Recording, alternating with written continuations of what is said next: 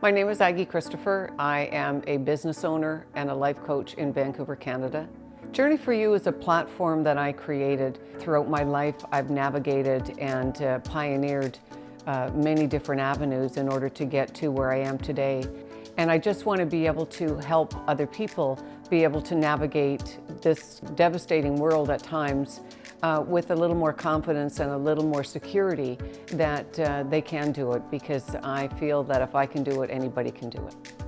Motivate and inspire so that you can be your best self.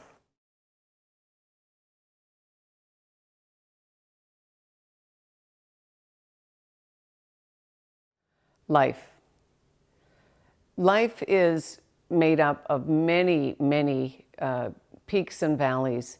And I think that understanding how you can navigate through them with a comfort level, with an understanding, and with a clear focus and direction is how you're able to manage through life and enjoy it along the way. I know that for everybody, there's so many struggles that we have in life, and there's always, I put it that there's always a freight train coming at you. You really don't have a lot of decisions except, are you going to stand and let the freight train hit you, or are you going to jump to the right or to the left? That's pretty much what you got. And when you break down, some of these issues or some of these freight trains that are coming at you, and you simplify it, they're a lot easier to manage, they're a lot easier to take on.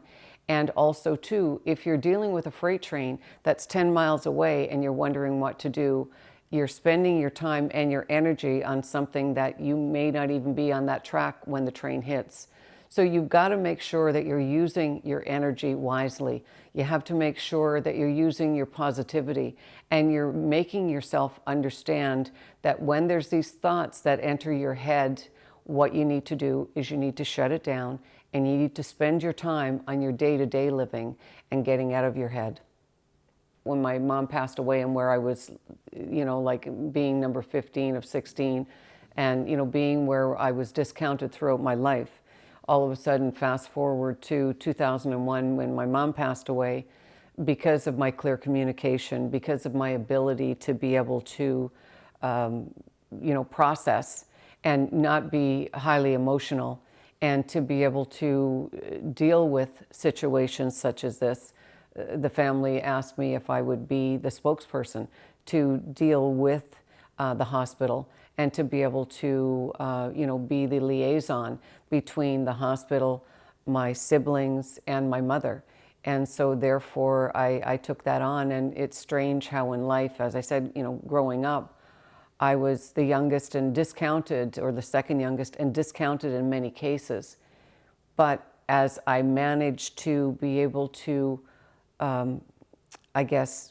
live my life, make the decisions that I've made in my life, be successful in my life, I now have numerous people in the family that look to me for direction, look to me for help, look to me to see what I can help them with, or any issues that they have. And it's strange because when my mom was about to, it was about a week before she had passed away, and they had said that, she wanted her to have surgery, and she was really quite frightened because she had a very infected gallbladder. And they didn't think that they were going to be able to get her through the surgery. And if they did, they didn't know if they would be able to get her off the tubes. So I took that to my mother. I had her understand fully what it meant if she was going to do surgery, and if she wasn't going to do surgery, that this was what the end result was going to be. And she had said to me, I'm afraid I don't want to do the surgery, so I would like to take my chances. And I said, well, that's your decision. That's what we will live with.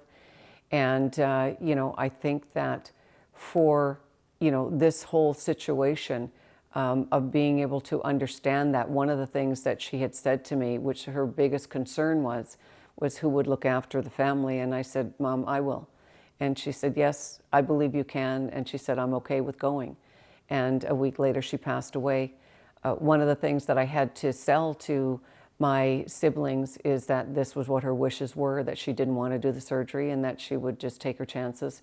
A number of them were not happy with the decision. And I also voiced that I wasn't happy with the decision, but I wasn't going to have her spend her last days worrying about a surgery instead of going the way she wanted to go. And so, you know, that's the way it went.